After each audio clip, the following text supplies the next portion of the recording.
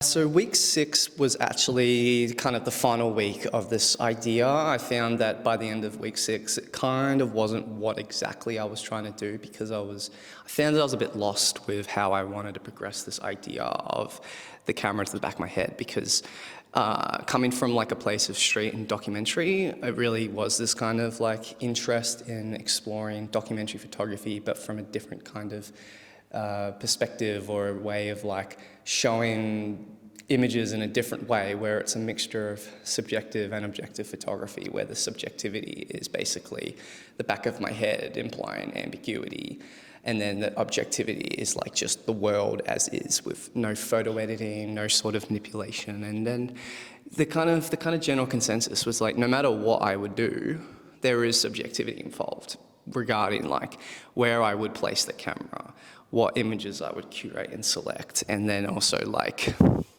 the overall series comes from a subjective exploration of the world. And so I found there were like a lot of contradictions with this kind of idea, and there was also just not that much room to explore.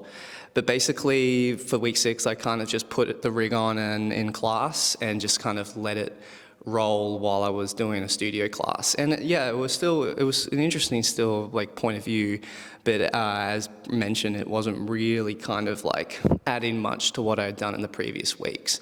And also I found the rig, it was just getting a bit too intense with having this camera on the back of me, with the potential of it getting knocked or falling down. And I'm just like, okay, I think I can try other ways of exploring this. And so Steph passed me on to this book called Non-Human Photography by Joanna Zielinska. And so she basically talks about photography that's not really done by humans. So it links to like certain aspects of surveillance and certain aspects of this kind of interpersonal alien type of authorship when it comes to photography. And when I read through those books, there were some fascinating concepts and theories about like how we almost treat photography as this like autonomous object that is responsible for like imitating reality as we see it.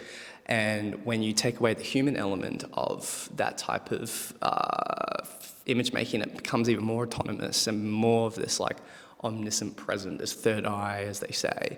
And so I was like, oh, that's a very interesting point of view. And throughout this whole exploration, the idea of surveillance is quite prevalent in the series. And so I was like really looking into public access surveillance cameras and going through different aspects of photographers using, surveillance as a tool to feel like there's this like third party that's looking over us, almost like we're unaware, and how photography's objective is to kind of capture reality. And when it is in a very surveillant point of view, there is this kind of capture of reality. And so yeah, so week 6 ended with me using that as my kind of template, and then I kind of conceived of this idea in week 7 that felt more strongly in line with how I wanted to explore kind of using subjectivity to create objective perceptions.